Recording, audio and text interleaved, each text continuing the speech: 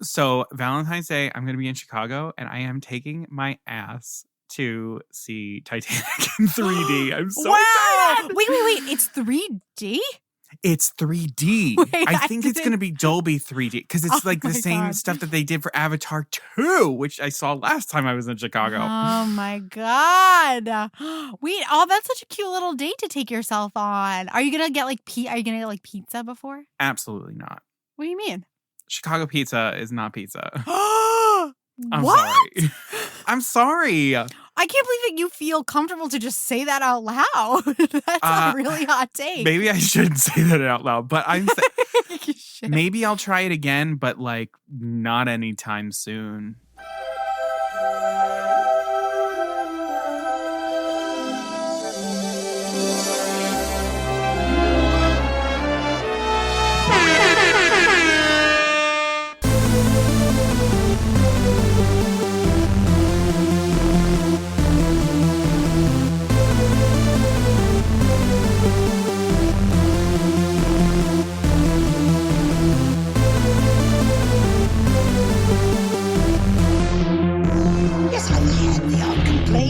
On the whole, I've been a saint to those poor unfortunate souls. Hello, and welcome to a brand new episode of Poor Unfortunate Podcast. I'm Caroline Ameti. And I'm Connor Perkins. Welcome to all of our returning listeners. It's great having you here with us. And welcome to all of our new listeners. Thank you for hitting play. Please also remember to hit follow or subscribe wherever you're listening to the podcast. That way, all of our episodes download right to your device. You don't miss out on anything. And then once you get to the end of the episode, make sure that you leave a 5-star rating and a written review wherever you're listening to the podcast. So that could be Apple, Spotify, Facebook, Good Pods, wherever. And that does so much for us in terms of helping us share the podcast with other people, get them interested. Your review and your rating could be the difference between someone passing us by or hitting play. So thanks for doing that. All right, Caroline, what's new?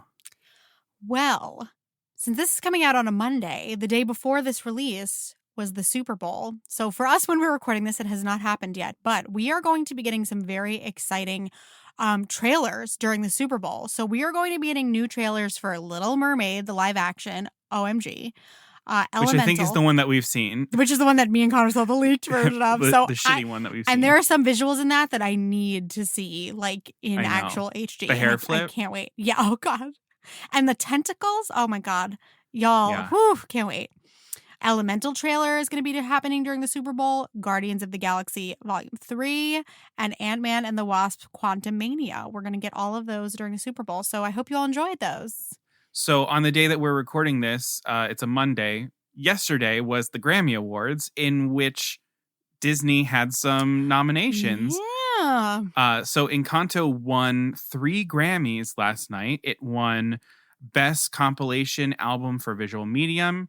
It won Best Score Soundtrack for a Visual Medium. So Jermaine Franco, a female composer, finally won. We love this. Oh my God. And it also won Best Song for a Visual Medium for We Don't Talk About Bruno. So congrats, Encanto. Very Jermaine well-deserved. is the first woman of color to win in this category. It's such like, hell yeah. It's amazing. Yeah. Yeah. All right, in parks news, we finally have an opening date for the Roundup Rodeo Barbecue in Hollywood Studios. So that is opening on March 23rd. And they've released everything that's going to be served at that restaurant. So it's just like, barbecue food served family style. You get to pick and choose a couple of salads and stuff like that. There's like a forky cupcake. I would like to partake. It looks very delicious. So that's happening very soon. This isn't really news, but there was a released photo from Shanghai Disney of what the Zootopia, speaking of our last episode, of what the Zootopia skyline looks like there. Mm-hmm. Very cool. Also, have you seen the footage of the Clawhauser animatronic? I did see that. It looks so good. Yeah, so it's revived the conversation of like, is Zootopia gonna come to Animal Kingdom and replace Dino Land? It's so given the fact that everything new that we're getting here in the States is some sort of repurposed thing from the Asian parks, I would not be surprised. Yeah. The US isn't building anything new here. Yeah. Remy's Ratatouille Adventure. France. Tron. One of the things that I wish we would get from France, I don't know where it would go exactly, Crush's but when I was in Coaster. Disneyland, yes, Crush's, and you know me, I don't like roller coasters. I had the time of my life. I think I was crying from joy on that ride. Everyone we says could that get ride Crush's is Coaster. amazing. It's incredible. You really feel like you don't feel yourself in the vehicle. You feel like you are swimming. I can't explain it. It's amazing. Wow. I really want that. But also related to Animal Kingdom, I don't think you know this, and I'm kind of embarrassed to admit it, but in all transparency, like you've talked a lot about bringing Kumandra to Animal Kingdom, and I can finally talk more intelligently about that with you because I finally watched all of Raya and the Last Dragon for the first time. What'd you think? I had never finished it. I really enjoyed it. I thought it was great. Right? Yeah. Very different. Yes. I didn't love it. Improved for me over time. Maybe I needed to get used to it. The animation was a little wooden for me. I don't know how to explain it. It just the characters felt like a little cold to me. I don't know. It struck me as something felt off, but I loved the story. It was so great, and I don't know why it took me so long to finally finish it, but I did. I love that too, and I want Kumandra in Animal Kingdom. Yeah, it would be amazing. It would be really good. Can you imagine Kali River Rapids redone as Boone's Boat? Like, come on. Oh my God. And play me that song from the credits. Oh, please. That song is so good. Yeah. So I'm finally I was very ashamed of that. I don't know what my problem is, but I finally watched it. Oh, I'm glad. I'm glad that you watched it. Yeah. I wouldn't be mad about a sequel. It seems very ripe for a sequel. I could go more into this world for sure. There's a lot to mine from it, I think. Yeah, I agree.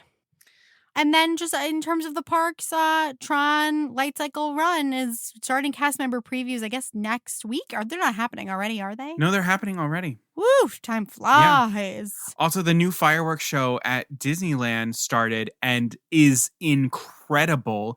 Baymax flies across the freaking sky, and the blue fairy flies above the castle.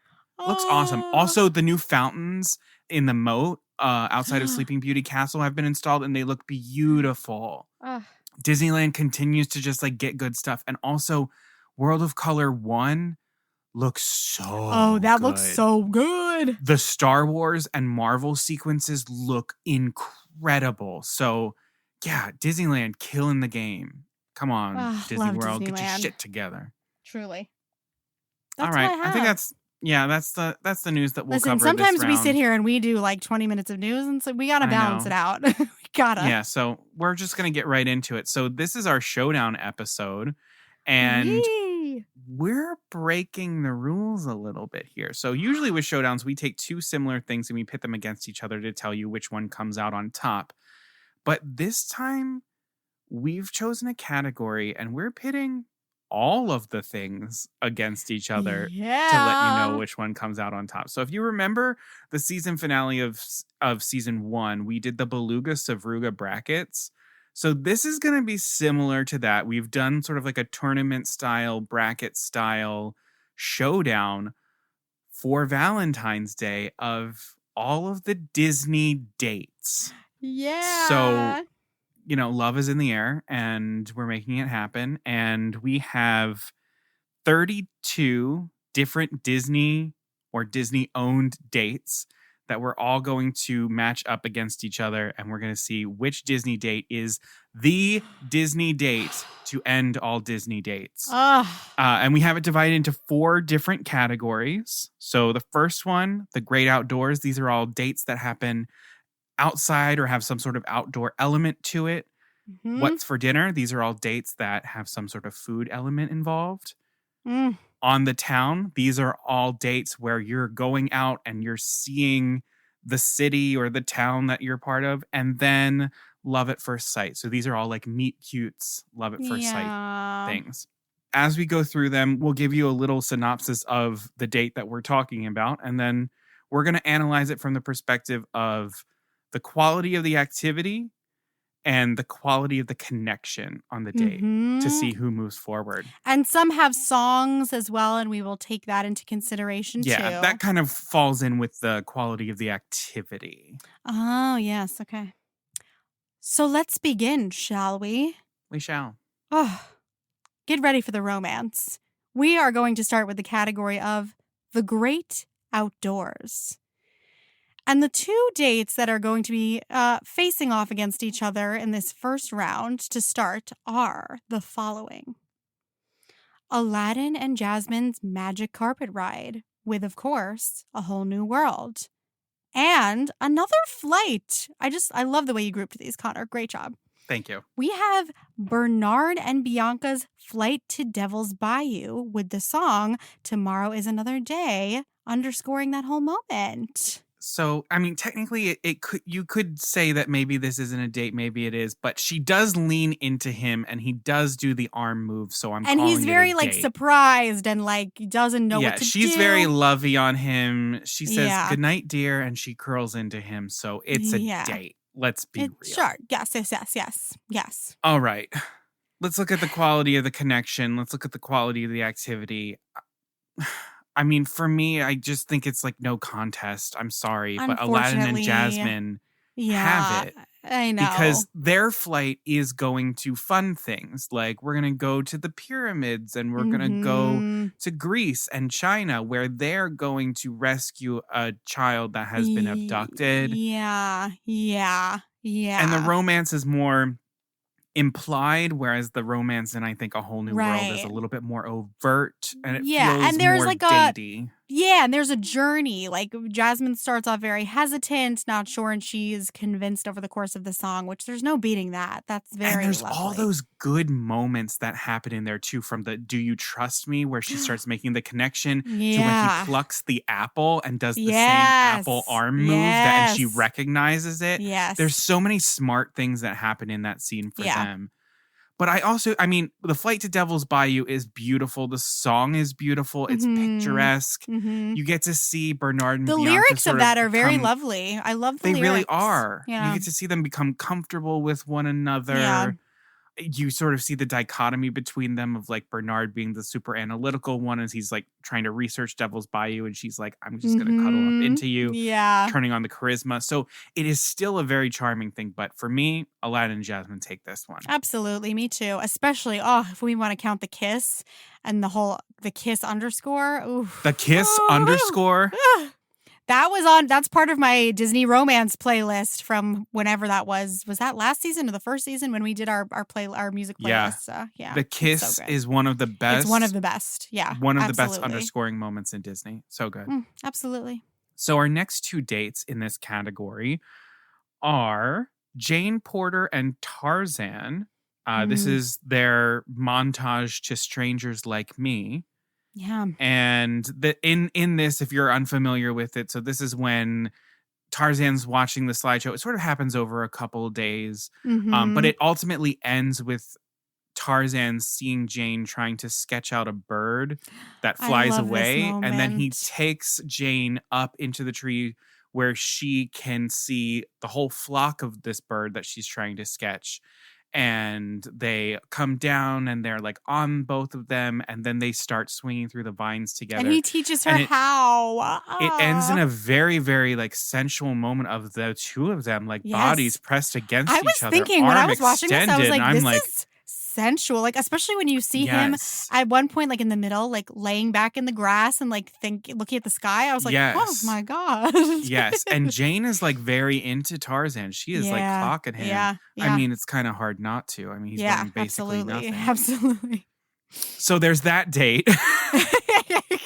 And that is going up against Belle and the Beast, Something There. So this starts with the two of them having like a porridge breakfast together, him making the attempt to eat with a utensil, her meeting him halfway, and the two of them drink out of the bowls.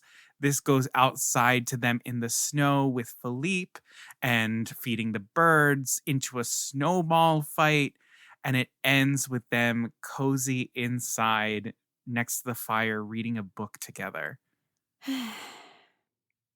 I mean, okay.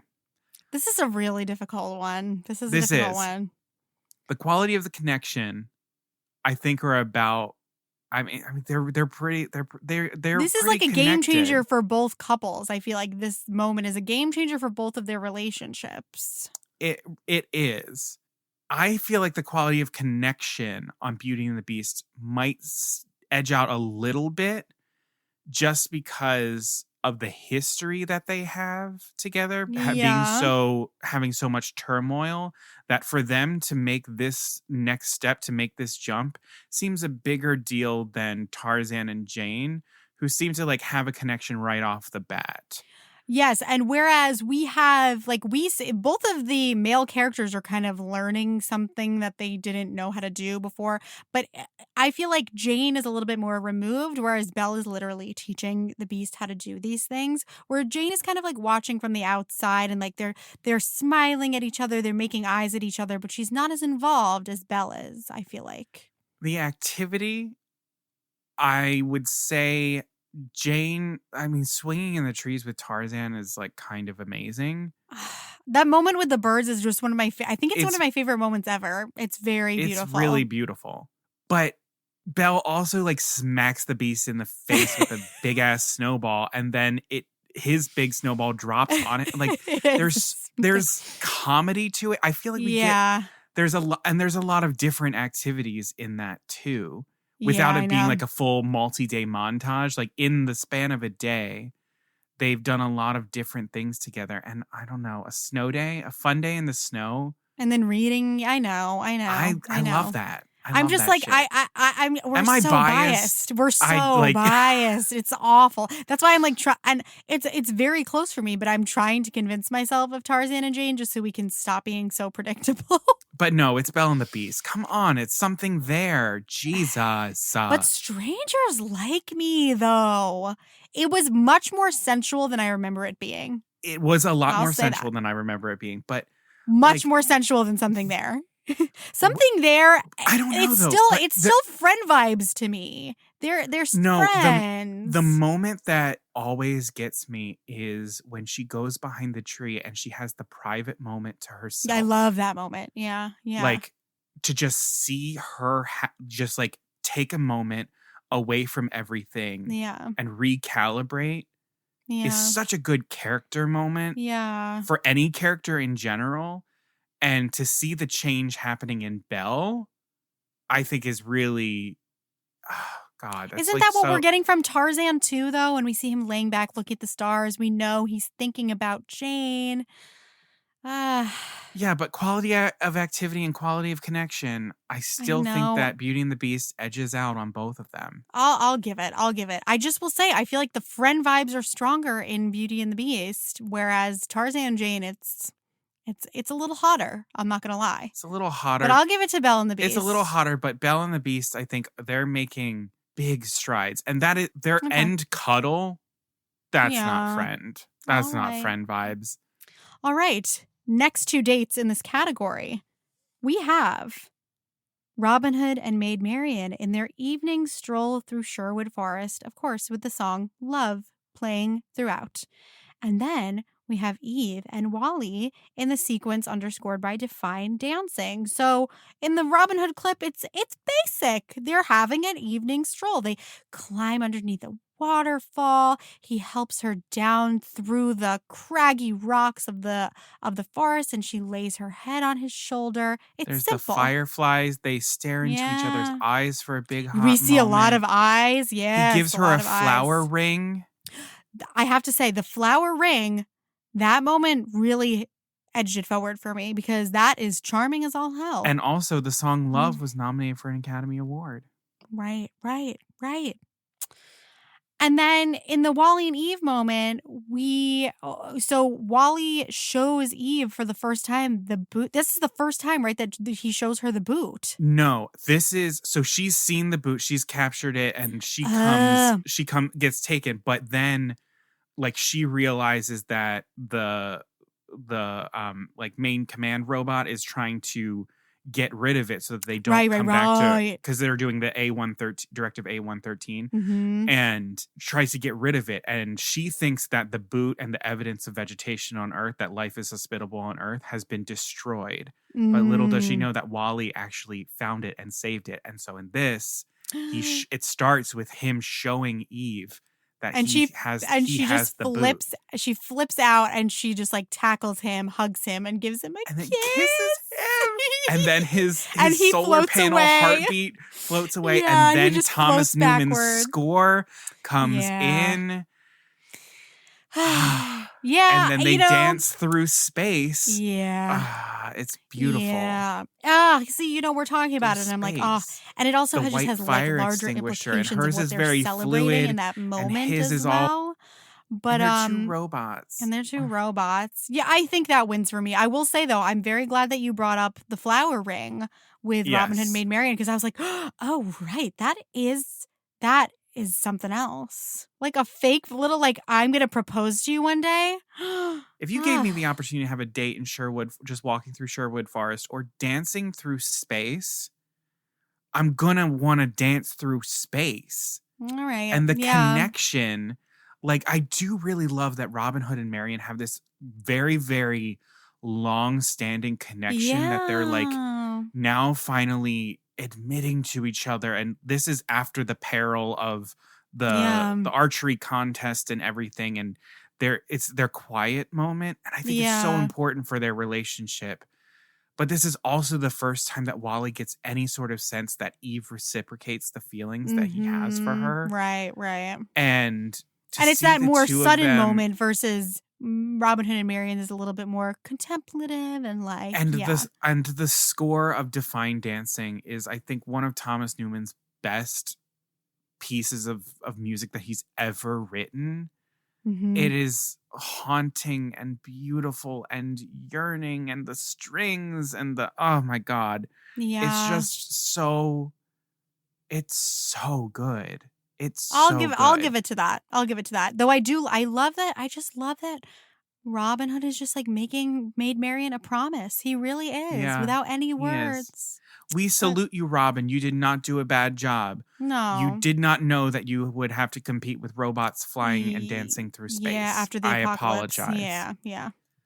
And our last two dates in this category, we have Pocahontas and John Smith. And this is their first meeting that leads into Colors of the Wind.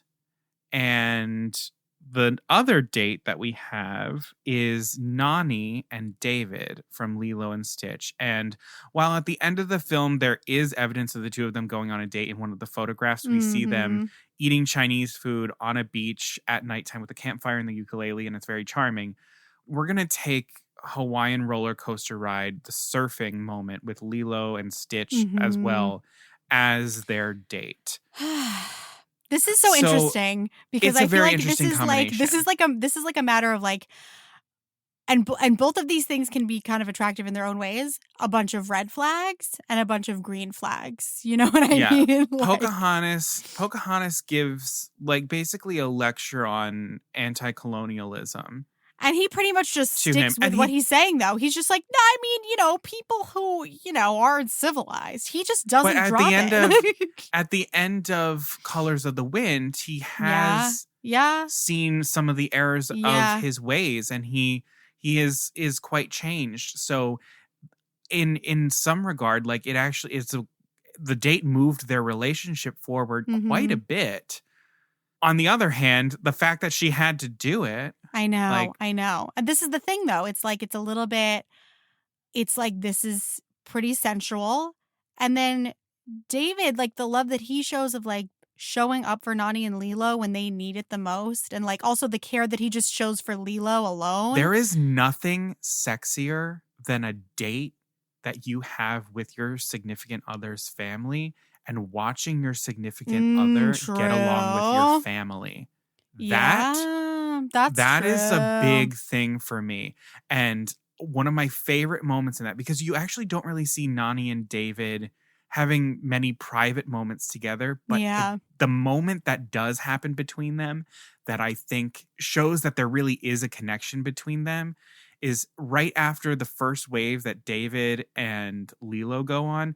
They come up to Nani and Stitch on their surfboard, and Nani kicks David's foot under the water and it pushes him off of the surfboard.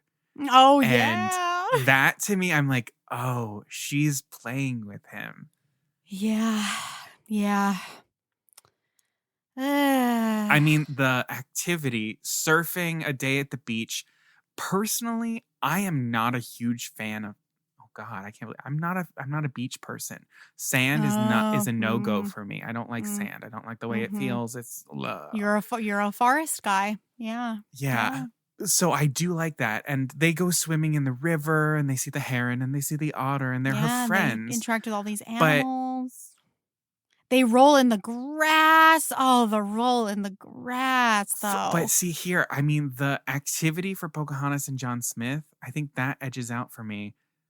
But the quality of the connection, I am sold on David and Nani because, again, for me, the sexiness of I'm spending a date with your little sister and making her feel included and special.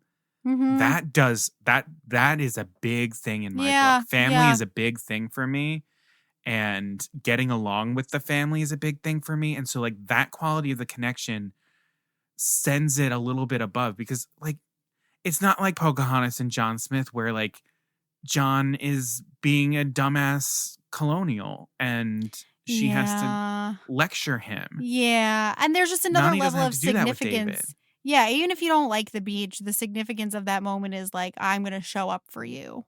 So yeah, and that's who David is. Like he just keeps showing up for her when she needs it. Yeah, I'll give it to him. Yeah, I want to say Nani and David. Yeah, I will give it. Does it for me? Let's do it. Yeah.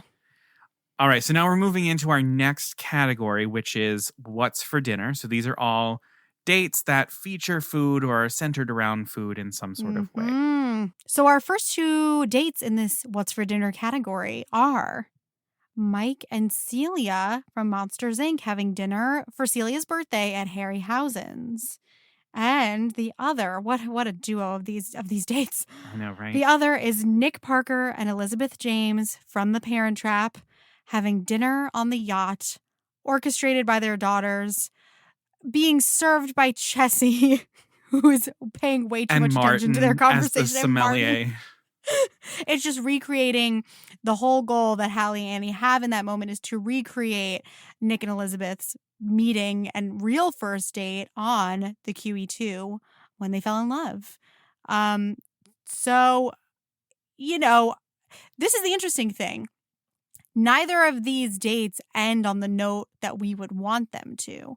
I mean, Mike and Celia ends in complete chaos and disaster, but she ends up in like a couple block radius laser quarantine. Yeah, and she absolutely hates on her birthday. Yeah, even if that had never happened, like let's say it hadn't just fallen into complete chaos once Boo is running around the restaurant. Even then, even if Sully had come over to the table and talked with Mike and kind of left, that is not your friend kind of third wheeling for a minute and butting in is so not what anybody would want, but so is not what Celia wants. She just wants it to be special and romantic, and it just I feel isn't. bad because that's not Mike's fault at all. Mike is doing everything right in this situation. He's trying, and it's very romantic. Like he did what he had to do. He swallowed his pride and he asked his friend to help him get a reservation in the most exclusive restaurant in town. That's true. And he's saying romantic things, and they're like the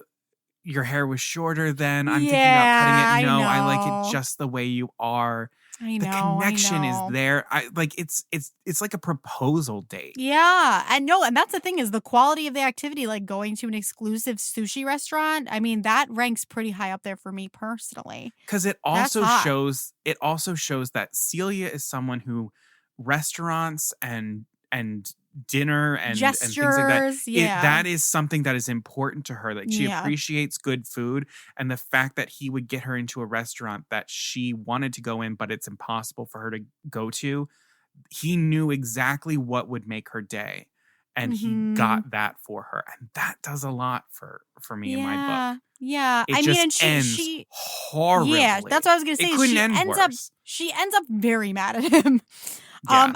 Is it the kind of like permanent rift in the relationship mad? I don't think so. Whereas Nick and Elizabeth, after the conversation, first of all, I mean, if we talk about the quality of the activity, it's so high up there. I mean, recreating the moment that you two fell in love. Granted, Nick did not arrange this, so kind of points Right. off for that. But that idea is so romantic. However, their conversation is very Elizabeth kind of just being like, yep, we're just going to figure out what to do about the girls. And hey, we both got what we wanted, right? Like, that's it. Nick is like making moves, making eyes, trying to hint at like, hey, why did we ever break up? And she's not having it. So their connection, I can feel them feel it. I can feel them be transported back to when they first met. But it ends on a very like, it stresses me out a little bit. The note that it ends on is like, it could be the end of them forever. Like they arrange the custody situation and that's it. That's what it feels like when this date is over. So in terms of connection, would you say Celia and Mike have it over that? Because we know that at the end, it might not be the end, whereas it feels a little bit more final with Nick and Elizabeth. It's hard because in the most romantic moment of each date, I think Nick and Elizabeth's date is more romantic because you see them feeling, like remembering what that feeling was when they first met. And I'm such a sucker for that. Whereas like, obviously like Mike and Celia is very comfortable. It's adorable when he's talking about when he first saw her. But the more swoony romantic moment is kind of with Nick and Elizabeth. So then I guess it comes down to the quality of the activity. I would do either of these things. These both sound fantastic. Is a dinner that was planned by your significant other at an exclusive restaurant that you would want to go to, is that more important than a dinner that's a recreation of the first night that you met and fell in love that you didn't play a role in planning? I will say Celia's is for her birthday. It's not just for the pure romance of it. It's for that, It's not just because it's like, I love you. It's her birthday. I don't know. I'm leaning towards Nick and Elizabeth a little bit just because of the way that they look each other and the way that they look at each other. And it's the conversation that they have. It's a deep conversation that they have too. The day that they separated. Yeah. And when she's like, and I got on my first 747 and you didn't come after me. And he says, I didn't know that you wanted me to come after you. And he's even flirting with her when he's like, yeah, you threw like a hairdryer at my head. The way he looks at her when he says that. Hairdryer. It's sexual. And she does the like smile and sort of looks away. I'm like, she is flirting a little bit. She's letting herself feel some of the things. She does put her guard up, but I don't think that it's enough of her guard that doesn't help them get to the place that they end up finally. Yeah. And they do get to finish their meal, unlike Mike and Celia. True. Points for finishing a meal. Yeah. All right. We're giving it to Nick and Elizabeth. Wow. Yeah. Our next pair of dates, we have Lady and Tramp. And this is their dinner at Tony's, the spaghetti dinner being serenaded by Tony. And then their stroll through the park and their little cement paw prints as they sort of just like go through the park and look out at the moon and everything. And the other is Tiana and Naveen. And this is the date where Naveen is planning to propose to Tiana. It happens on the riverboat, up at the very top of the riverboat. He has minced all of the food for Tiana the way that he has a little ring in a nutshell. Yep, the way that she had taught him. He has Bo, his moth friend, as a bow tie for him as a last resort. and they go down the river past the restaurant that Tiana wants. Yeah. This might be the toughest pairing for me. These are two of my favorite moments. Like, I love them both. These are really good. Tiana and Naveen, what happens in their date, the quality of the connection is honestly really interesting. Because on paper, you wouldn't say that it ends well. Right. Because Naveen doesn't propose. But both of these characters end up in a better and more developed place than I think they were when they started in. Because Naveen, you see him willing to sacrifice something that he wants for someone else's dream, which is a huge step for his character. And Tiana, who is always so sure of herself and knows exactly what she wants, is taking a moment to feel herself be a little bit lost in maybe the way that I'm driven, I have too many blinders up and I'm not seeing some of the things that are right there. Mm-hmm. So the Yeah. quality of the connection, while like, yeah, they do sort of miss each other by the end of it. But we get her saying to him, like, hey, no, I think it's cute. That's a lot Yeah, for her she to does say. say- She's very guarded. Like, so that's a pretty big step. And honestly, when she goes, you minced, and he goes, I did. And Very cute. there's something very charming about like that. Like they're sort of like goofy, and he's being clumsy and tripping over himself, which is not something that he's ever really does. So, I mean, they're definitely connecting. I like the complexity of this connection, whereas I do think that Lady and Tramp's connection is pretty straightforward.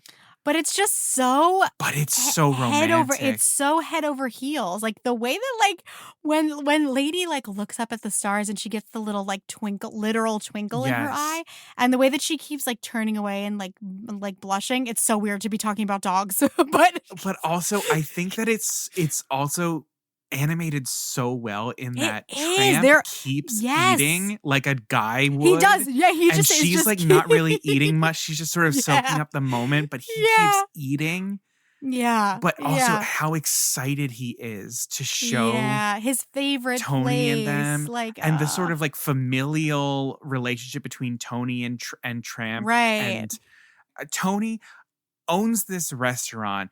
It's probably like a Friday night, like a busiest night. And he is out in the back making sure that this dog has the nicest meal, the special, and personally serenades him and his new girlfriend. I know. Also, the food looks incredible. You know the food's incredible. Food looks incredible. And then just like, it's I don't know. The iconic spaghetti kiss. Yeah, the kiss. We do get a kiss in this. We get a kiss. We do. And also just like, also the iconic pause in the cement.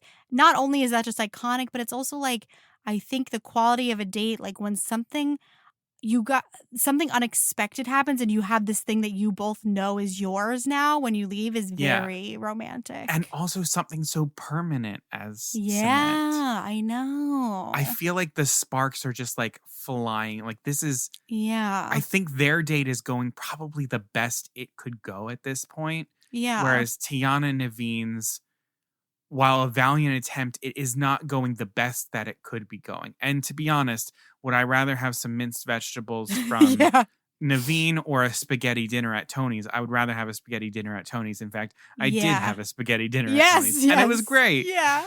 I think Lady and Tramp have it for me. Me too. I think this is a really good date. I'm such a sucker for that movie, man. Ooh. And Bella Notte is just...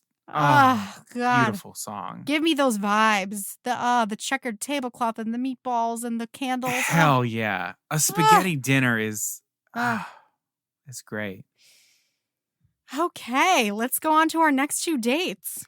So first up, we have Kermit and Miss Piggy having dinner with a little wine tasting with a fantastic guest appearance by Steve Martin as the server / sommelier, having a sommelier moment. Just like the server with the worst attitude on the planet, and it just totally goes over Kermit and Piggy's heads, which might be my favorite part of the whole thing. Wine. Yeah. Should be for 95 cents. Kermit and Piggy are having such a good time that they don't even notice. And then our other date is, Connor thinks this is a stretch, but I'm with it. It's Padme and Anakin on Naboo having a picnic. Now, the most iconic part of this scene to me, with them in the grass, is Padme's outfit. So if you need to place it, it's when she's in that golden... this has become memed. Yes, also that. When she's in like the golden off-the-shoulder gown, she has the two buns on each side wrapped in like the netting, and her hair is all curled. You know what I'm talking about. Iconique. So they, there's a picnic there. We don't see them eat, but they're, talking about the government and how the government should be run. And then the nice thing is after that, they end that on a lighthearted note, roll around in the grass together and just kind of fool around. Yeah, with these like big animal things, and he's riding when he falls off, and he pretends that he's like hurt, and she comes over to him and he grabs her, and then they start rolling. I'm like, yeah. You sly little dog. Kind of cute. I mean, it's like, again, quality of the connection.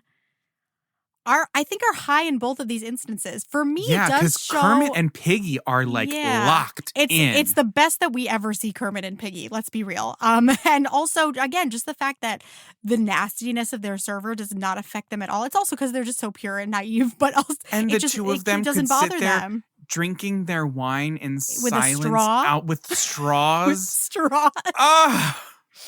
But like Kermit really is putting on the moves. Like he's there first. He's waiting for her. He has already ordered the wine. He's putting in a lot of effort. Which again, they are very played complicated. Her cards where she's like, I hope you weren't waiting too long. Like they're playing the game. They are. And they're much more pleasant to each other than we normally see them. Just like, yes. Yeah. She's a little bit more subdued. Kermit's a little bit more confident, which I like to see. Where I don't know that Anakin and Padme are necessarily playing the game to start at their picnic. When they're talking politics and Anakin's like, I'm teasing like Senator blah, blah, blah, blah. He is, but he also isn't because he does actually kind of believe in a dictatorship because he becomes fucking Darth Vader. But he's like, just kidding. He's like, just kidding. I will say, the idea though, like the actual activity, like if someone was like, let's have a picnic in a beautiful location and actually talk about real things, that's very appealing to me. Yes, that's and then he's appealing. talking about something that is important to her and able to make jokes about it and but also get her to like laugh at it teasing too. her, That's hot. but also like reminding her how powerful she is. He's like, oh, I would never like, I don't want to tease a senator. It's pretty hot. There is a little bit of like he keeps saying you're a senator, you're a senator. Dumb sub situation happening with the two of them, especially later that evening. Oh my God. The scene in the dark. In the dark. Activity, I think Picnic on Naboo, because also Naboo is just like a gorgeous planet. Take me to Naboo, yeah. That activity is better for me. Quality of connection. I don't know. I'm still going to go Padme and Anakin because they're able to switch it up. They're able to be serious. They're exploring different aspects of this. And That's then to true. be silly. We see more levels. Yeah. Okay, yeah. I will go with that too. Padme and Anakin. Valiant effort, Piggy and Kermit, but Padme and Anakin, their doomed love has eked out ahead. Yeah, yeah. And our last two dates in this category, we have Carl and Ellie from Up. This is part of the married life montage. This is when they would go up the hill to the tree where they would have their picnic that eventually becomes the place where they will look into the sky and look for clouds that look like different animals, and then they see the sky full of babies. And then it's then he's trying to walk up the place hill where she falls and yeah. But it's their picnic. We're going to go with their first couple picnics looking at under the tree, looking at the clouds. And the other date is Giselle and Robert from Enchanted. And this is their Italian dinner that they have, which Robert insists is not a date. But they're two people having dinner together at a nice place. And Giselle's like, this is a date. And he's right. Like, no. And he's like, no, because like, my daughter's here. Even though she's across the thing. I'm like, they're sitting at the table together having a pizza, talking about deep things. Yeah. It's a date. So these are our two. Listen, the pizza looked delicious. There's the pizza something wrong looked with me, but so the pizza effing looks good. So good. It looks so good. That's a pizza. Really good. That's a pizza. But again, I mean, the place, the spot is great. Having dinner at a classic Italian restaurant, great. But I don't know. Then the person just flat out saying we're just friends, that goes a little bit more into connection. But then it's not, she says this is a date and he denies it. That's huge. No. But he also talks about his wife. Yeah. So the connection in this is high quality. Yeah. Yeah. He admits that he does not talk about his wife. And Giselle is able to get him to talk about his wife with her and like relates to him and is like, thank you for telling me, like that sort of thing. Of like, there's a trust that's building happening in this date, which is very attractive. But then he's still just like, ugh, that's why I don't believe in fairy tales. Like true love isn't like the way that you think it is. Yeah, he is kind of a Debbie Downer. He is. Because then you have Carl and Ellie where this is clearly like their spot. And I don't know, a date in your spot is always going to be good. Yeah. And the fact that it eventually becomes like moving forward into talking about having children together, I mean, come on. Like you're going to remember that date. You're going to remember that moment forever. It's why it made it into the montage. Yeah, so for me, Carl and Ellie, their picnic has it. Yeah. Somebody take me to that pizza place, though. For real. God, give me that pizza. Oh my God. All right, we are moving right along to our next category of dates, which we've titled On the Town. So this is when our couples are getting out and about, having a little bit more of an activity-filled moment together. So our first 2 dates in this category are Ariel and Eric on their trip to the village, which then leads into Kiss the Girl. So with that absolutely fantastic jig underscore, they're in town. They take a carriage ride. They're in town. They dance together in town. She buys like baguettes and a hat, and he lets her drive the carriage, and he almost has a heart attack, but then is thrilled by how different she is. And leans back. Yes, leans back, and then they load themselves into the boat for Kiss the Girl. Okay. And then we have Kita and Milo from Atlantis. So this is when they are exploring Atlantis together, kind of going back and forth, asking each other about each other's cultures. She's asking him tons of questions about his companions. They eat together at one point. They're climbing on rocks at one point. They're also kind of solving the entire mystery together the entire time. Yeah, going so it's very underwater. action-packed. Yeah, it's very action-packed. So, quality of the activity. For me. I don't really want to climb. I'm going to be real. I knew that was coming. I don't want to do that. Yeah. Prince Eric and Ariel, their activities seem a little bit milder. Feels a little bit more speed of a date. But I will say for Kita and Milo, that is very much their speed. Those are the things that they like to do. So they are doing things that they like to do. It's very them. You're right. I mean, the thing that does attract me that is like exploring an ancient civilization. I would geek out hard. I would love to do that. And a culture that is so vastly different from yours. But I guess Ariel's experiencing that as well. Kind of, yeah. There's just less communication possible. That's the thing. Yeah. And see, that's the quality of the connection there for me. Like, there is something to be said that Ariel and Eric are able to communicate with each other without words and have a connection without words. Like, that's hard to do, and they definitely do it. But I do love the information exchange between Kita and Milo. It's like you said, it's very them. It's very unique. Like, you don't see a lot of Disney couples like them. And I will say, them putting those fireflies into the lantern. I know, into the lantern. I know. The stripping down to go swimming. I know. And his little shorts blow like up when he gets into the water. That's some like Tarzan and Jane central. And like how close they have to be and how dark it is except for the glow of her crystal. Yeah. And they're solving a mystery together. Like, I do love that. Yeah, I don't know.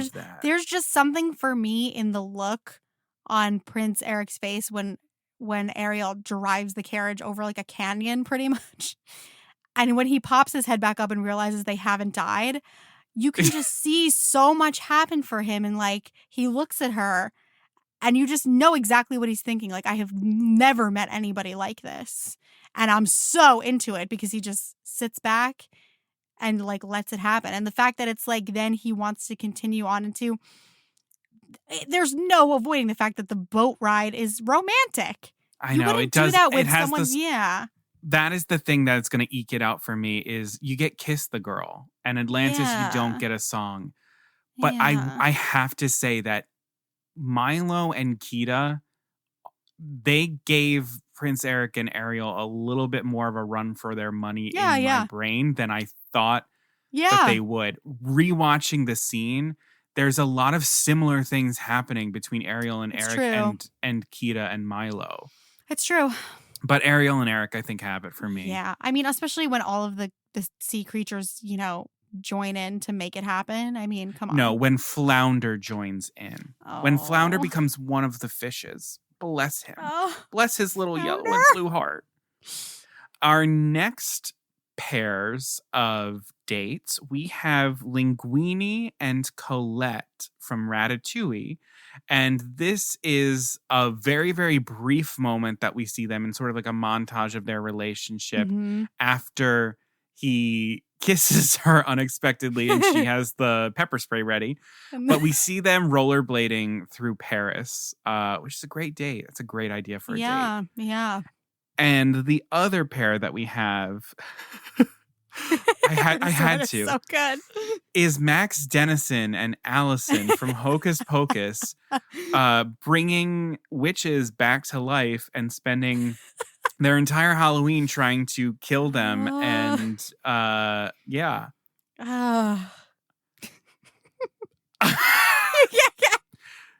Could not be more different. I mean, I love it. Quality though. of the I love activity. it. Quality of the activity. I mean, it depends on what we're talking about. It depends how you in look terms at of it. quality here, because for me and my idea of what a Hocus Pocus sequel should have been, probably would have looked into some of more of the actual trauma of the events of Hocus Pocus. And I mean, they've been through something together that many people have no idea happened. Yeah, and at that age, with the teenage dream feeling of like, oh, this is like my dream girl. That's there's something to that. There's something to that. And I mean, with Linguini and Colette, their relationship is again sort of like a dreamy sort of situation. Like Colette's very much out of Linguini's league, and they're like an unlikely pair. Yeah. But for me, I don't know. Max Dennison and Allison. No, I'm like, I am actually with you. You now have a date that no one else will ever be able to touch. Also, the points where they're like laying together and cuddling, it's like, oh, yeah. ooh. And then the flirting with the salt. What about new boyfriends? Yeah. Yeah. And also, like, that's like more of a conscious thing on their part. Whereas, like, if Remy hadn't made Linguini kiss Colette, I don't think he ever would have gotten the guts. No. So Linguini and Colette, while you have a very nice date in Paris rollerblading. Yeah, it's a great date. Yeah. I mean, we're killing these witches in Salem, and that the adrenaline of that blast. will like tie you to somebody forever. I mean, whether or Absolutely. not Max and Allison stay together at the end of this is a date that will be untouched. It is memorable. It is formative to them. We're weird. We're more into Max and Allison. You know what? Let's roll with it. I feel Max and Allison, they're gonna make it from this. I think. Yeah, and you'll never forget it. There's It's like also that a lot teenage love. Like, oh, and my there's God. also a lot of listening and growing happening between both of them. All right, Max and Allison. Good for them. All right, moving right along. Our next pair of dates, we have Rapunzel and Flynn. A day in Corona, the Kingdom Dance sequence into I See the Light. So they enter Corona. Flynn makes sure that Rapunzel's hair gets done. They buy baked goods. He buys her a souvenir. They dance with the townspeople and have their first real moment of like, wow, we're like making eyes at each other. We're looking at each other. Books and they study read maps books together. And then, then literally going into I See the Light. I mean, truly nothing needs to be said about that. That's it. It's for me, I had to be aware of like, what am I going to be biased about going into this? And it's going to be very hard to beat that moment for me. But anyway, sure. Our other date, we have Thomas and Duchess from the Aristocats. So going to Scat Cat's jazz concert at Thomas's, which then turns into Everybody Wants to Be a Cat. And I hadn't seen this in a while. So I was like, I was watching and I was like, okay, like, this isn't necessarily like, they're dancing together, but there's not a lot of connection. But then when Duchess gets on that, but then when Duchess gets on the harp and like Thomas is just like literally like melting as she sings about what turns her on. Like, if you want to turn me on in front of her kids. In front of her kids. Some of these animal relationships really upset me. They really do. Hey, fellas. Yes, it was very that for me. But it was a lot more fun and flirty and romantic than I remembered. So there's that. So, quality of the activity, I mean, The day in Corona is literally my dream day. So again, It's I'm a dream biased. day. But listen, a jazz concert like in someone's cool like downtown pad, as they would say, pretty cool also. And I will say that there again is something to be said of my date gets along really well with my 3 kids who are my life. Yeah. That's important. And you just have to goes out rein of his it way in front to of your include children. them and Just all don't- of that. And then she goes in heat by the end of that song. Don't do that in front of your kids. But Points like off they for end that. up, and in terms of quality of connection, they also like talk about a future together on that rooftop afterwards. Yeah. But in a same way of sort of like Nick and Elizabeth, she's talking about like the what can and cannot be, that sort of thing. Mm-hmm. Listen, the Kingdom Dance into I See the Light sequence is probably one of the most romantic It is. dates ever. So it's gonna win this this matchup at least. Yeah, absolutely. And that's it. Yeah, so that's it. Thank you. Next. And the last one in On the Town, we have 2 dates here. We have Megara and Hercules. This is them. We see them in the film coming into Meg's garden. And this is after they've had dinner by the bay and they saw Oedipus. They saw the first production of Oedipus. And then they're just talking in the garden lit by the moonlight. And then they are interrupted eventually by Phil and Pegasus, who finally find Hercules after he's been playing hooky. And the other date that we have here is Anna and Hans. This is Love is an Open Door, where they basically go all throughout Arendelle from, the palace itself to the stables, to the lighthouse, to the waterfall. It's quite romantic and it's dancey and singing and it's great. Yeah, yeah. For me, it's difficult. These are interesting again. Knowing the ulterior motive behind the characters in each of these is very interesting. But we're not really talking about that. So let's just start with the activity. I mean, dinner and a show, plus then the setting of this garden with the pools of water and the moon. The scoring. Meg's garden scoring is also so good. It's up there with The Kiss for me. Yeah, I agree with you. And it's tough because it's like she is asking him about his weaknesses, obviously trying, like she wants to be on his side, but is still just doing what she needs to do for Hades at that point. But it does go into a really fantastic conversation of just like falling in love, and like he promises her that he's never going to hurt her. Yeah. And there's just sitting on the side of the pool.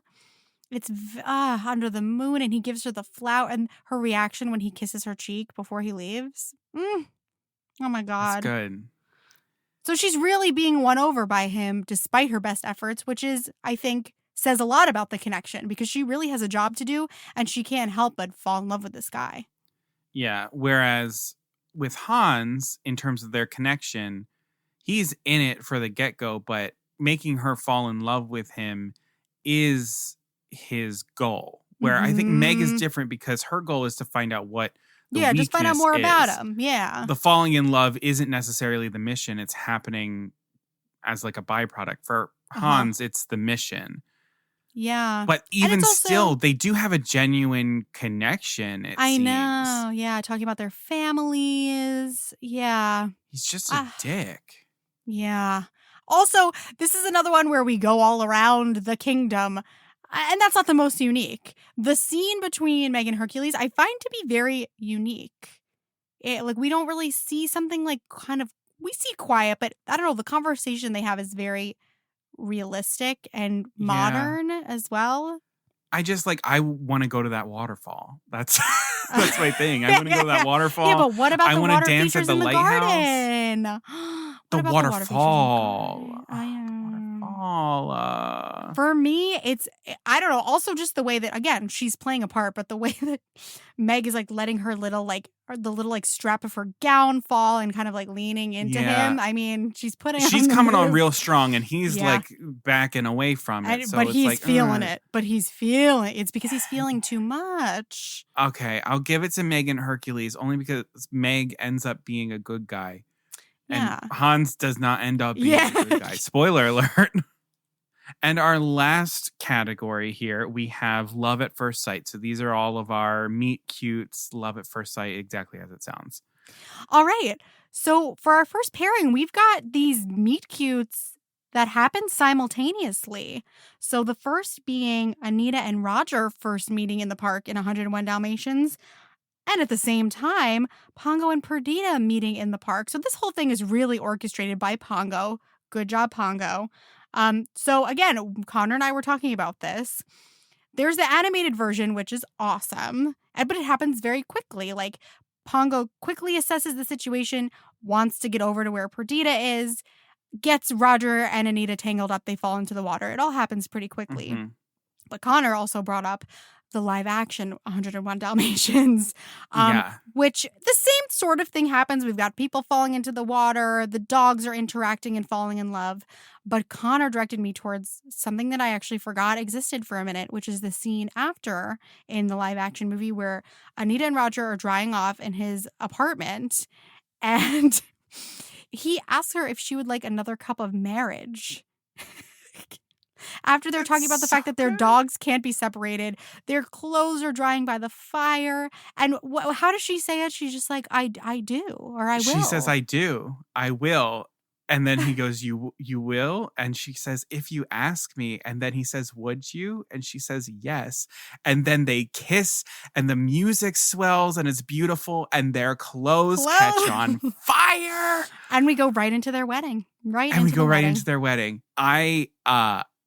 The live action 101 Dalmatians, this meet cute scene for me is the superior version to the animated one.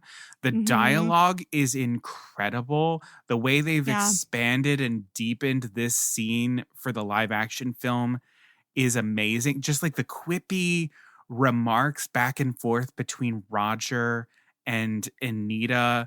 She says that she's never been rescued before, and he talks about giving her mouth-to-mouth resuscitation, but it was hard to do because she had her arms wrapped around his neck. And listen, I know this might be the best meet cute ever. It might be the best written meet cute ever. And we're gonna give it to them. But I have to say, number one, it wouldn't have happened in the first place without the dogs, and also that even in the live action version, the dogs being so attached to each other already is what makes them be like, well, we can't separate the dogs. But so are Anita and Roger. They are instantaneously attached to one another. But the social norms of society are like keeping them apart. And like that's the whole reason why when he says like, would you like another cup of marriage? And he has the faux pas and she's like, yeah, I'm into it. And then they get married. No, I'll give it to the two of them, absolutely. But again, I feel like the dogs give them that freedom. I think they would have been a bit more guarded than that. So I just want to give Pongo and Perdita there. I'll think Pongo and Perdita are so cute. I love them. They are. I love them. I just think the scene between Roger and Anita in the live action version is written so incredibly well. It's very well done. All right. Our next set of dates that we have here, we have Bambi and Feline. So these are two animals that met each other as children and then reconnect when they're older at the same place where they met as kids by the little pond. Yeah. And Feline reintroduces herself to Bambi. She gives him a little kiss on the cheek, and Bambi goes nuts and is like crazy, and it kind of like Rudolph and Clarice moment. Yeah, and it is. Then he gets his antlers tangled in the tree, and they have like all these flowers in the tree, and then it transitions into this like dream sequence of them bounding through the clouds, and it's very cute and it's very charming. Yeah, and she is making eyes. She's making eyes. Just as our next pair. Yes. Simba and Nala. Again, two friends who had met as children reconnecting as they are older, accompanied by Can You Feel the Love Tonight? And this, we see them do a couple different activities from, just running through the savannah, wading and swimming in the pool, and he pulls her in, and she comes out and she's all wet and she looks crazy, and then he comes out and he looks all crazy too. And she pushes him. Again, we've got more rolling around in the grass. Yep. And this time he finally pins her, which because they had the whole Pinja again thing when they were kids, but he pins her. And she looks Nala perfectly makes fine the with that. infamous Nala eyes. And yeah. It's Can You Feel the Love Tonight? I mean, listen, no offense It's got a song. to Bambi and Feline, all right? Also, the cloud sequence is cute, but also a little odd for me. A little odd. Yeah, it is because it's like, is this real or is this not? Where everything that happens in Can You Feel the Love Tonight is very concrete. Again, with and we real understand what it conversations is. that happened right True. before, where like Simba says to Timon and Pumbaa, he's like, you need to like give us a few minutes alone. Like we have things we need to talk about. So yeah. Absolutely. Whereas Feline just shows up and she's like, hi, Bambi. I'm Feline. Remember me? Kiss. Simple. Wow. We went real fast. Yeah. All right. Congratulations, Simba and Nala. You live to fight another day. Whew. Our next two meet cute moments are two very classic ones. So first, we have Snow White and Prince Florian in one song. So we see Snow White. She is being forced to clean and serve her stepmother. She's singing into the well, and Florian, passing by on his horse, hears her and just immediately joins in. She runs away. She runs up to her room with a balcony. She continues to look at him, listen to his song. Then she sends a pigeon down with a kiss from her to Florian. No words are exchanged, but maybe they don't need to be. We'll decide that.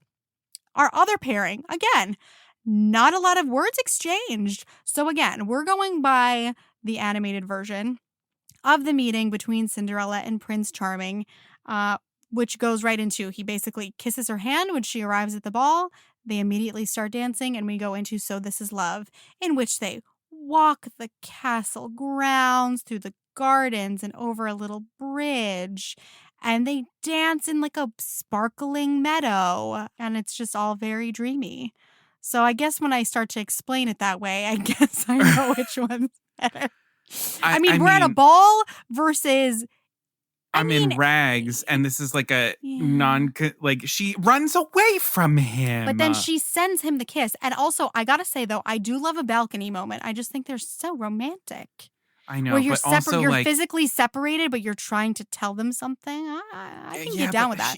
She ran away. If she wanted to, she could have gone back down to him. Exactly the shy, same way that she ran away. She's like a child also, but she's shy. I know, but I don't know. Yeah. It's creepy because she's looking into the well, and then he just pops up over her shoulder. I would have shat myself. It's jarring, and I'm like, that's not how I want to start out a At least the prince comes moment. up to her. Cinderella is startled as well, but he taps her, kisses her hand. I mean, thank goodness this is not the Brandy Cinderella version, because it would be literally every other moment. Or even the Lily James Richard Madden one, even where then he takes her to the swing. The swing. The swing. The secret swing. The secret swing. Oh my God. But yeah, so we'll romantic. give it to Cinderella and Prince Charming. Good job, C and PC. And our final set of dates in this category, we have... I hate you so much. We have Arthur and the female squirrel. I can't believe you made me rewatch this scene. I hate you. From The Sword and the Stone. This is the scene where Arthur was transformed into a squirrel by Merlin and is learning how to survive as squirrels do, learning valuable bits of information that will serve him well when he is eventually king, that he doesn't know that he's going to be king. And a female red squirrel falls in love with Arthur immediately and pursues him. But unfortunately, it tragically ends with Wart being transformed back into his human self and her realizing that he was a human. She is distraught. And let me tell you, I hate everything crying. about that sequence. But when she's crying, it's very really sad. Hurts. It hurts. Everything about it I hate. I hate. And then our next and final date is Aurora and Philip meeting in the forest where he is attracted to her voice. They dance and sing Once Upon a Dream together. They dance through the most beautiful forest ever, reflected in the water in front of them. And then they go off into the cliff and by the tree and just sort of stand together and breathe and romantic Can't stand themselves into something nice. So that's that. Well, obviously it's them. All right. Just. It's them because, I mean, Once Upon a Dream, and also their costuming, him with the black and the brown and her with the black and the mauve. And but if we're talking about the quality of the activity, again, being crept upon by a stranger, we've talked about this before, but it's fine. And also one date is non-consensual. And could never be able to continue on, so fine. No. Yeah. Fine. Good job, Aurora and Philip. You won something from Caroline. All right. So now we've made it all the way through our first round. So let's go right back around to the great outdoors and let's do round 2. And already they are going to get really, really tough, really, really fast. Caroline, kick us off. What's our first 2 dates? Our first 2 dates, we are back to Aladdin and Jasmine on the magic carpet with a whole new world. And then Beauty and the Beast, something there. Now, basing this off of our previous conversation, which got me thinking about the quality of the connection, the romance is way stronger in a whole new world. The pure romance is way stronger. And there are some really like sexy things that happen. Like watching Jasmine's such an amazing character because she doesn't miss a beat. She is whip smart. And watching her connect the dots with Ali in all of those little moments throughout a very romantic song where she's letting herself like be on the date, but also is solving a mystery. Having her have like an A and a B story through this is kind of amazing. Yeah, and it all started with her being like, "Get off my balcony, I don't want to talk to you." And he's able let's go to charm China. Her. Yeah, he charms her to China. He charms her to China. And I agree. Like, I do think something there is incredible and very romantic and everything. But I would say that maybe the library is more romantic. Exactly. And then the ball, the quote-unquote ball itself. Yeah. Like, if the ball was up against A Whole New World, then we would have, story. Yeah, it would be different. But something there is up against A Whole New World. And I'm sorry, you're going to have a really hard time beating an activity like flying a magic carpet halfway around the world. Yeah, it's unbeatable. It's unbeatable. Yeah. And the other 2 dates that we have in this category, we have Wally and Eve define dancing up against Nani and David for Hawaiian roller coaster ride. I think, again, pure romance for me. Wally and Eve takes it. Yeah. While I do think Nani and Dave is very... It's lovely, but it's still has more growing to do. Yes. We have a kiss between Wally and Eve. The stars. Yeah. And the stakes, like, couldn't be higher as well. Because, it has implications for the world at large. Yeah, they're going to save humanity and they celebrate with a dance through space. Yeah. Okay, back to the dinners. So now we have Nick and Elizabeth on the yacht against Lady and the Tramp at Tony's. But it's, for me... Lady and the Tramp. It's coming down to pure romance. And again, we had some reservations about Nick and Elizabeth. Whereas with Lady and the Tramp, obviously we know they come from 2 very different worlds, but like the connection that's happening there is reciprocated. You know, it's so clear. It's so clear. And there's, like you said, there's a lot of him taking care of her and looking out for her and creating these like core memory moments. I mean, please. I agree. Rewatching this scene, it really is just like, it's quite something. Like it's so good. It's so good. You can feel that it is like a real moment in film happening when it's happening. It's like you can feel it being elevated outside of the thing itself. This scene. Yeah, I agree with you. And also in the food category, we have the Battle of the Picnics. We have Padme and Anakin versus Carl and Ellie. Now, see, this is like established love versus like new love. Yeah. Again, we have disadvantage for Carl and Ellie. We know that at some point they start talking about having children. We don't really know what they're talking about. They're talking about what they see in the clouds. Again, I'll come back to Padme and Anakin. talk about government and about her job and their beliefs about the government, and then they roll around and make each other laugh too. And there is something pretty hot about a forbidden love. Please. And like they both know that what they're doing is dangerous. Yeah. Like Carl and Ellie, on the other hand, it's like so wholesome and right. Yeah, I know. But like knowing that, like, in the picnic scene they don't kiss because they know that they can't. I love that. They don't kiss with Carl and Ellie because they don't need to. I know. You're Padme and Anakin, aren't you? I kind of am. I think there's just so many layers to it. Again, and Carl and Ellie are just it's part of a montage, so they're at a disadvantage for that reason. But that's true. I just think there's a lot going on. We do get more with Padme and Anakin in terms of their actual date. Yeah. Okay. And that's setting. I love the hill. I know, and everything, Naboo. But Naboo? Please. I know, the quality of the activity. Like Naboo, it's a different planet. It's not Earth. Yeah. That's pretty great. Yeah. Okay. Padme and Anakin can have this one. Oh, goody. I mean, don't get too excited. They're going up against Lady and the Tramp next. I won't. All right. Moving right along to our on the town dates. So now we've got Ariel and Eric's trip to the village against Max and Allison raising the Sanderson sisters from the grave. What a contrast. Both like young once love. a whole movie. Yeah, I know. young love, core memories, like teases of physical affection as well. Like they both tease at that, and nobody ever really fully goes for it. So the tease is part of it, which is nice. Again, it's like adventure versus something that's lovely. I do think that there is more of a romantic connection consciously being established between Eric and Ariel. Right.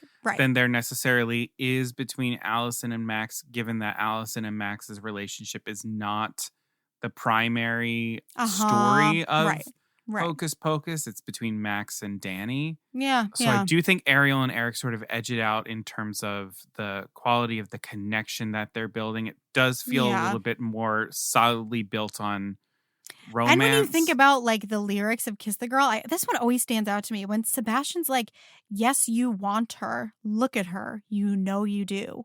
Oh my God. Like, whoa. Yeah, you can tell a gay man wrote those lyrics.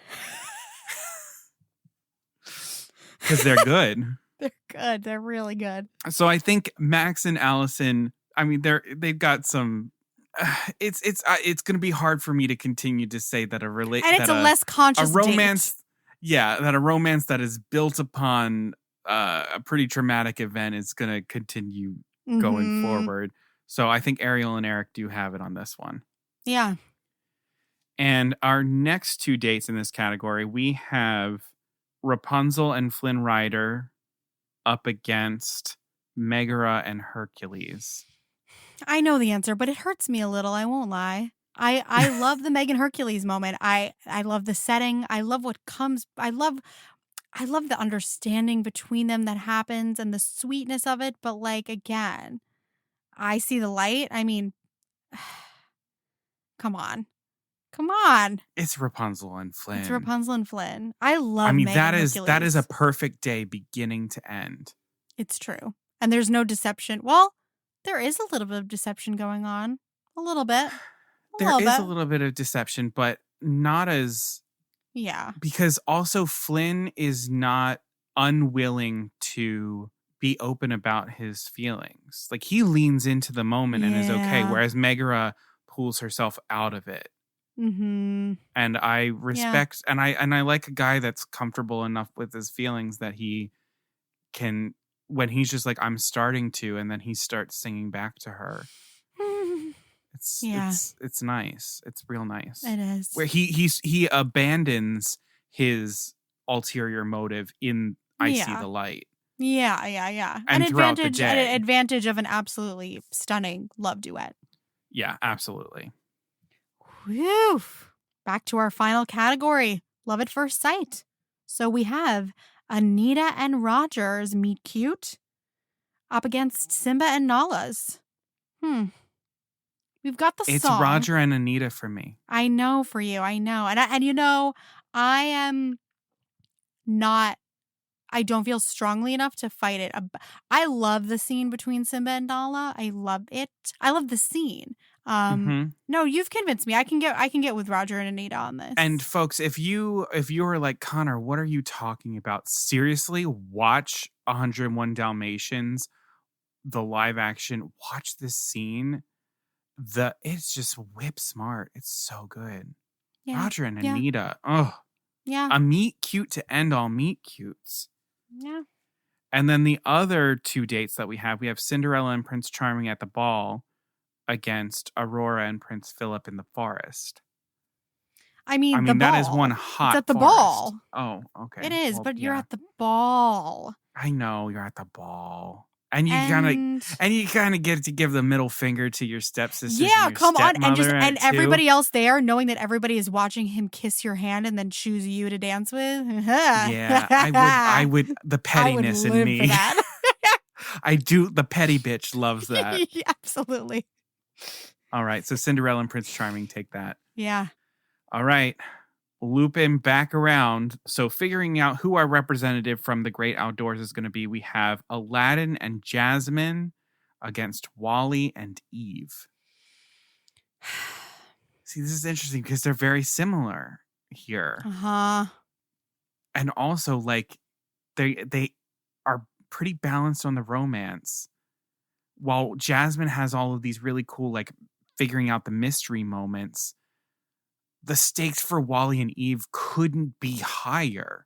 But then we've got, I mean, think about it. The stakes are high for Aladdin also. Like, he used a wish for this. He knows that she thinks a certain way of him. He also can't reveal who he truly is. But Wally went to space for her. I know. But then if you think about the quality of the activity, listen, flying, dancing around through space would be really cool, but traveling the world on a magic carpet? Yeah, and A Whole New World won an Oscar. Define Dancing didn't win an Oscar. And if you want to think about it this way, I love the Wally and Eve kiss that kind of kicks the whole thing off. I like the build to Aladdin and Jasmine's kiss. If we get A Whole New World and we get the kiss underscore, if you told me that I can have those two songs for Define Dancing, I would probably make that trade. I would make the trade. Even though I love Define Dancing. I know. I know. Okay. Aladdin and Jasmine, you are representatives for the great outdoors. Congratulations. Ooh, yeah. Feels right. Moving on to What's for Dinner. Wow. We've got Lady and the Tramp at Tony's, and we have Padme and Anakin on Naboo. Lady and Tramp are such a healthier relationship. I know. But we don't get to hear them. We don't get to hear them speak in that scene. No, we do a little bit because she asks about Tony and like the other girls and everything like that. And he's like, oh no, not a lot, blah, blah, blah. And he does like the Italian accent to like try and impress her. And it's like, I think that's pretty charming. I agree. And then if we're thinking about that, and I love Bella Notte, but I also love the Naboo underscoring. I mean, please, that's the love theme. It is very good. That's their love theme. It's a tragic love theme, but it is. But a dinner versus like a casual picnic running around, I'm gonna go with the dinner. I'm gonna go with a formal dinner and a stroll through the park. Yeah. Lady and Tramp, you are a representative from What's for Dinner. Our next category we have On the Town. So we have Ariel and Eric up against Rapunzel and Flynn. And I knew that this was going to end up happening. And this is a tough one because they're essentially the same type of date. Yes, they are. And they both go into the romance song. It's true. In a boat.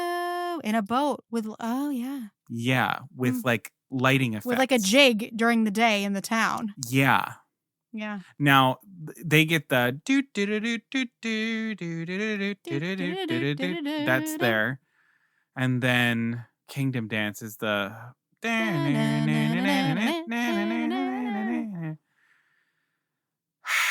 They both dance together in town.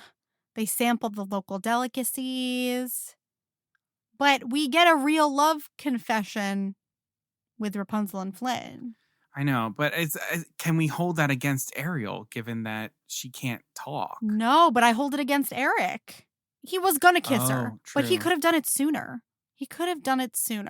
Don't get me wrong. Eric makes a beautiful day for Ariel, but with Flynn, it's all leading up to this thing that Rapunzel has asked for. Granted, it was a bargain. That's true. It was a bargain that they made. But he makes gets it her special a because lantern. he got her a lantern. He got them Yeah. both lanterns. Yeah. I'm going to go with Rapunzel and Flynn.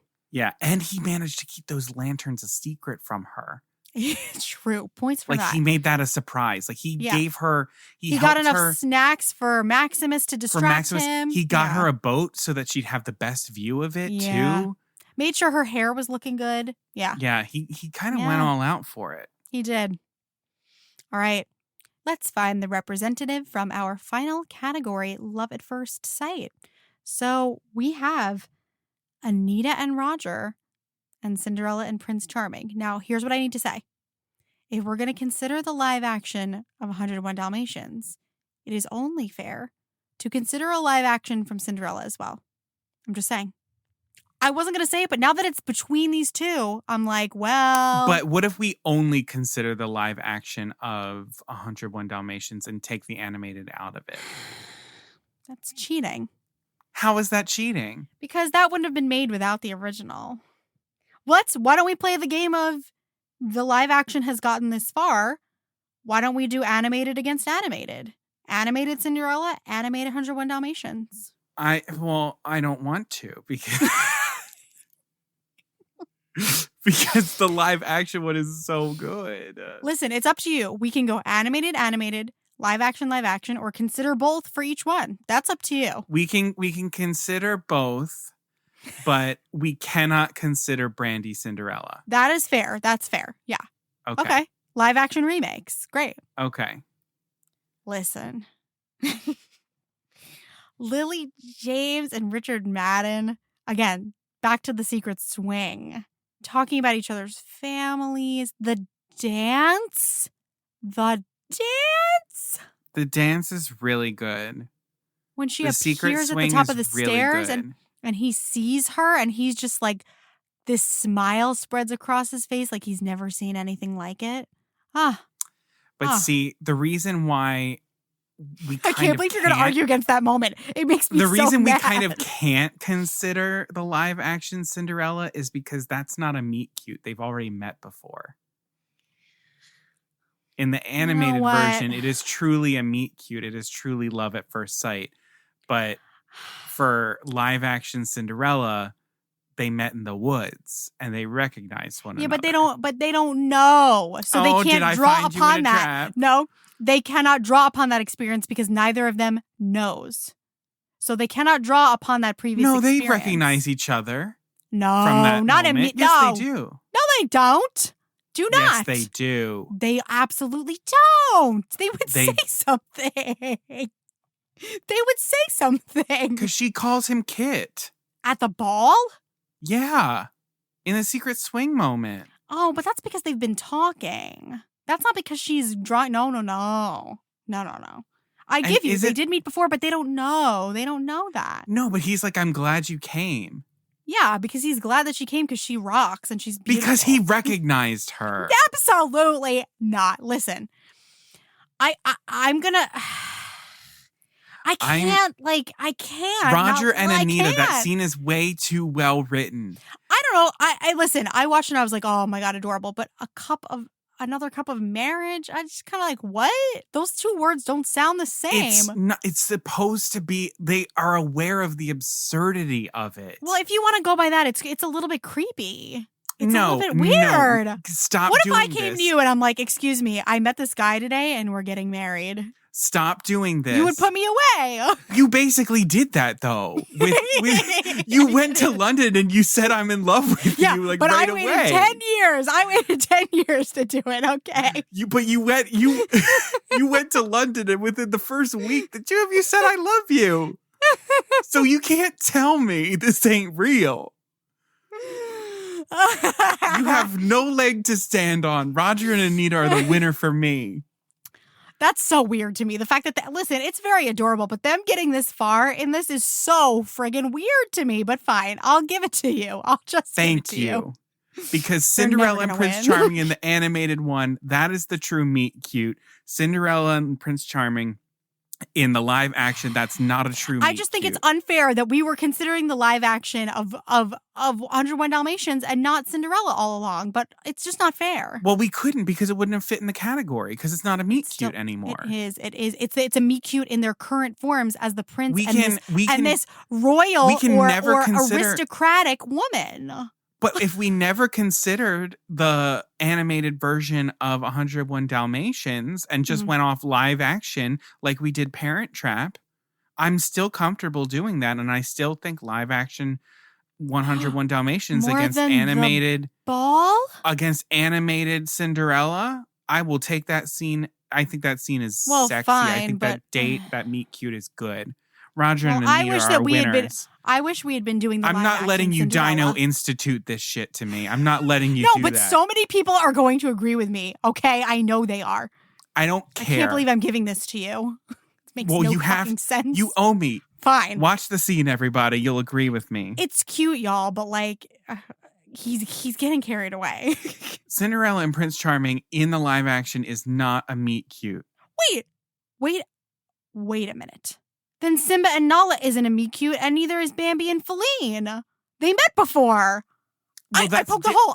I poked a hole in your argument. They met before, and they know that they met before. They were so pitted it's not against. a meet cute. They were It's not a pitted meet cute. against each other. It's love at first sight. They fell in love when they saw each other this time because they were children before. Cinderella and Kit may have fallen in love at first sight in the woods, and they were adults. And when they saw themselves a second time, that was no longer first sight. They were already in love. Oh my God, you're so You wrong. can't You're catch so me. Wrong. You're so All wrong. right, let's do our these are semifinals. Our other ones were quarterfinals. All right, so now we have Aladdin and Jasmine, A Whole New World versus Lady and the Tramp. Ooh, that's hard. There's a lot of genuine connection happening between Lady and the Tramp in terms of like eye contact and like gestures made. Aladdin and Jasmine end up in a kiss as well. I know. And leaning right? into one another. Yeah, and they were both kisses by mistake, but that both couples do end up enjoying. Yes. Like I do think like the carpet is like the spaghetti Wow. of the What 90s. a metaphor. What a metaphor. Carpet is the spaghetti of the 90s. We'll put it on a t-shirt. Absolutely. I don't know. I'm very. Do you trust me? I know. And A Whole New World is a better song than Bella Notte. As much as I love Bella Notte, like I know. A Whole New World. Yeah, it's a whole new world. Aladdin and Jasmine, congratulations. Yeah. You're going to the final. This is it. Yeah. That was a tough one. Yeah. Not as tough as this one, though. Your first couldn't be more wrong. That's why I would give it to you because I was like, it's fine. So over here, we've got Rapunzel and Flynn Rider and Roger and Anita. Time for them to be done. God love them.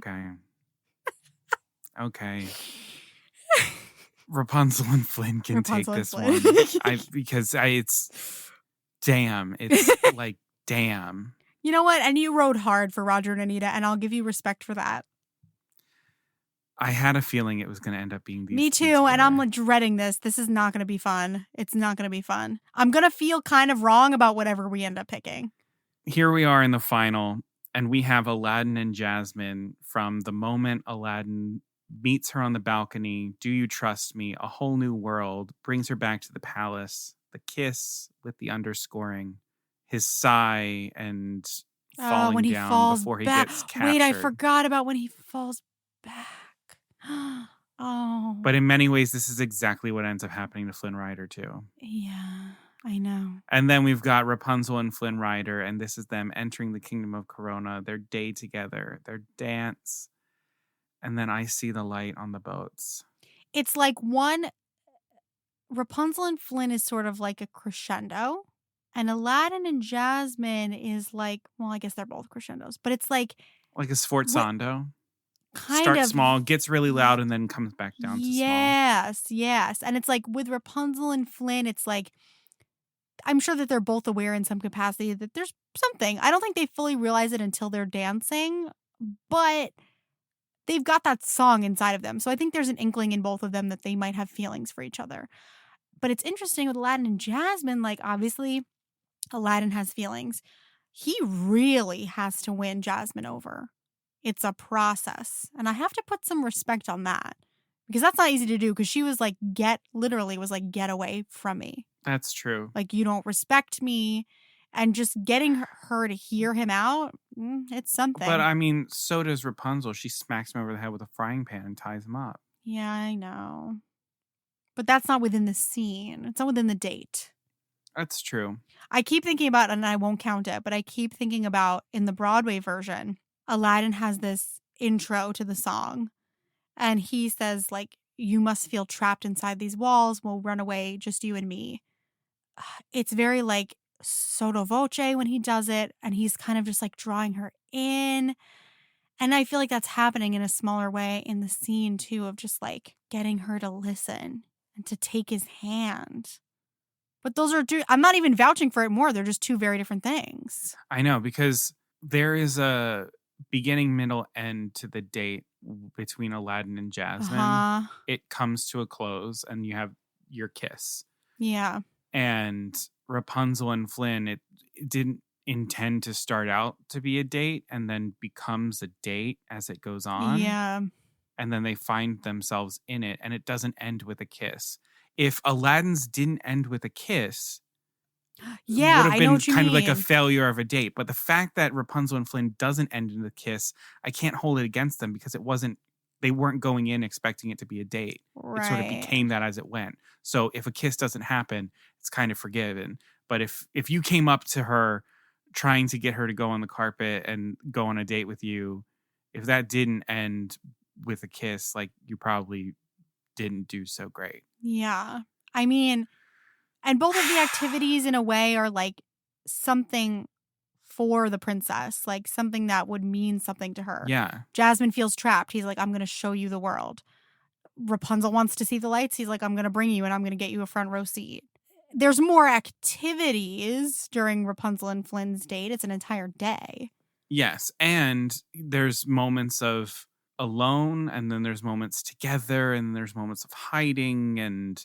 But is it do they get points off for it not being a date, really? It becomes one. I don't think they get points off for that because it still is a date regardless. Whether it became one or it was started to be. Also, and the two songs are so evenly matched for me too. They really are. I mean, A Whole New World won an ever. Oscar, but And I See the Light did not. It was robbed. It was robbed. We all know this. All right. The quality of the connection. Again, it's what we were talking about. Yeah. Earning trust and creating the connection versus there was one building and now it keeps getting stronger. How do you compare those things? I mean, Aladdin is still not forthcoming with Jasmine. True. Flynn is about to make it right so that he has a clean slate with Rapunzel. Right. That's Flynn true. comes away from that saying, I'm going to do what I can to make this right and be honest with Rapunzel as soon as possible. Whereas Aladdin is still committed to his ruse. That's true. He has the carpet because of the genie. He's able to even access Jasmine because of that. But the activity, if you told me, hey, for an activity, we can either redo Rapunzel's Day in the Kingdom or we can do Magic Carpet Ride. I'm going to pick the Day in the Kingdom, but that's because looking at it in that way doesn't account for the chase that is happening within that carpet ride. But the lanterns. Of all of the things that have happened in Disney, like one of the things I am most aching to see are the lanterns. And if you take the songs apart, I think A Whole New World is incredibly romantic. Like somebody showing you something you've always wanted to see and couldn't. I mean, I love that. But the lyrics of I See the Light are more romantic. Mm-hmm. Because they're about one another, about what you see in each other. Whereas A Whole New World is like, we're experiencing, it's a duet. But it's when like did you about, last let your heart outward. decide? I do love that line is killer. Tell me, princess, when did you last let your heart decide? And the world has somehow shifted. Like, because of you, my world has shifted. Yeah. Oh, fuck. I mean, Aladdin came to get Jasmine. Flynn came into this day to keep up his end of the bargain. But can we hold that against him? No, I don't hold it against him. But there's something about, like, I came to take you out. That's true. Okay. I came here for you. If we now have to go back down to the foundations of what a date is, of I am here to take you out, to romance you, and bring you back home. Yeah. Yeah. Then I mean, nothing Aladdin- fits more than A Whole New World in that case. In that case, Aladdin and Jasmine would be our winner. Wow. The date that I would probably want to go on, I want to go on both. I agree. With both men at agree. the same time. Absolutely. They're two of my faves. Okay. Wow. I think going on that criteria, having the beginning, middle, and end, the full circle OCD part of Conor is content with Aladdin and Jasmine. Yeah. There. Yeah. Okay. Yeah. Yeah. So And now we two. have it. Our winner for the best Disney date is Aladdin and Jasmine, Wow. the magic carpet ride. Wow. That was really intense. It was. I don't know. My Rapunzel Flynn part of me is flipping my stomach. I know, but part No, of me, but I'm if right, we had but gone I'm with right. that, I would have been like, it's just because we're suckers and we like the way the lanterns look and we love the song and we love them. But I love that's not the about lanterns. the date. Like, I would want my date to be the lanterns. Me too. But that's, no, I'm glad. We looked at it. That would have been going with just like our emotions. And this was the more practical, what is a date? Break it down. And I feel comfortable with this. Okay. Yeah. Well, there you have it, folks. Our Wow. first showdown where we did 32 showdowns at the same time. So thank you very much for sticking with us. If you liked what you heard, please remember to hit follow or subscribe wherever you're listening to the podcast. That way all of our episodes download to your device. You don't miss out on anything. And please remember to hit 5 stars and leave a written review wherever you're listening. It does so much. It helps other people see the podcast. We're seen in search results because of it. And your comments could be the difference between someone passing us by and hitting play. So please, oh please, if you haven't, give us a couple words of encouragement. Tell us what you like about the podcast. It means the world to us. Thank you. It does. Please also follow us on social media. So we are at Poor Unfortunate Podcast on Instagram and Facebook, and we are at Unfortunate Pod on Twitter. You better bet that I'm going to be polling all of you about this showdown. I need to know what everybody thinks because I know we're going to be divided, which I love. So pop over, especially to the Instagram stories. I will put polls up there and we will get all of you to vote on your final choice for best Disney date as well. And on that note also, tomorrow is Valentine's Day. If you listen to this the day the episode drops, happy Valentine's Day, whether you are Happy in a Valentine's relationship. Yeah, if you're in a relationship, if you're celebrating with friends, if you're celebrating with family, your pet, yourself. Just I hope Self-love that you feel the is love. important. Hell yeah. Self-love. And just know that we love and appreciate you, and we're sending a lot of that your way today, but always as well. The Poor Unfortunate shop is also open in case you are looking for any merchandise. You can go online to our store, see all of the different things, hats, t-shirts, water bottles, drawstring bags, the whole 9 yards. It's poorunfortunatepodcast.com/shop. And as I always say, it does take us a little bit of money to keep the podcast up and running and coming to you. We do have a PayPal account. It is linked in our episode description and in all the links on our social media accounts. Truly anything that you have to spare goes a long way for us. It could be $1, $5, $10, more than that. It could be monthly. It could be a one-time donation. It all just goes right back into the podcast, helping us keep it free and ad-free for the most part. And to all of our monthly donors, thank you from the bottom of our hearts. We'll keep saying thank you. You are really, really helping us to just keep this going. So thank you so much. Alrighty, well, until next time, Beluga Sevruga.